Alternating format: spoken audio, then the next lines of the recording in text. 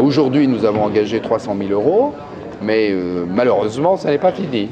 Je pense que c'est une technologie démocratique. Alors, ça veut dire que ça oblige tous les acteurs à la simplification.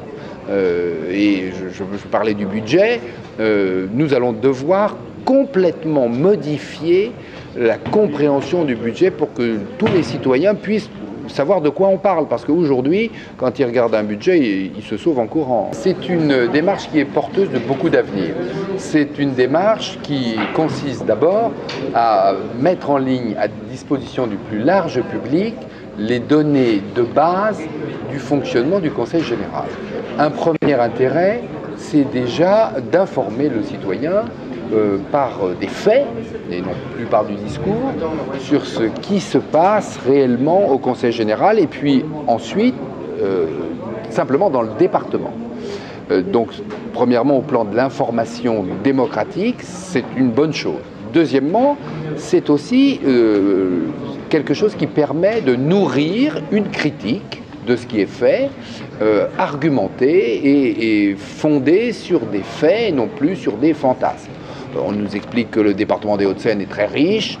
Bon, eh bien, on va pouvoir faire la comparaison avec les autres départements quand ils seront eux-mêmes lancés dans l'open data. Ensuite, on dit que le département des Hauts-de-Seine est bien géré. Bon, très bien. On va regarder comment les autres font, qu'est-ce qu'ils font de leur argent, qu'est-ce que nous faisons d'une autre. On pourra faire ce type de comparaison et dans le fond, le jugement à la fois des observateurs, des commentateurs, de la presse, mais du public simplement pourra être beaucoup plus étayé, beaucoup plus nourri. En mettant en ligne toutes ces données, on permet à l'économie, au secteur économique, de trouver là les bases d'un recensement de données qui peuvent être utilisées au plan du marketing, au plan de l'innovation, au plan commercial et qui peuvent évidemment générer de la croissance et de l'emploi. Pour les services du Conseil général, ça va d'une part les obliger à être plus transparents qu'ils ne le sont, même sans aucune malice de leur part, mais parce qu'ils ont l'habitude de travailler comme ça, il faut que tout ce qui est fait par le Conseil général, progressivement, soit compréhensible par le plus large public. Quand nous allons mettre le budget en ligne, on ne va pas pouvoir se contenter de reproduire le document écrit sur lequel nous travaillons dans les séances.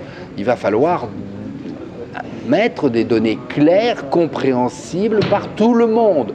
C'est un gros travail de vulgarisation, de simplification, mais en même temps qui doit éviter tout détournement, toute déformation. Donc c'est un gros travail pour nos services. Puis ça va générer aussi la critique heureuse. Dire vous faites ça, je regarde vos données, ben, dans le fond, il y a d'autres départements qui font mieux que vous sur telle chose. Les gens vont nous interpeller là-dessus sur évidemment ce dont ils auront connaissance. Et pour nous, ce sera une source de progrès, d'amélioration.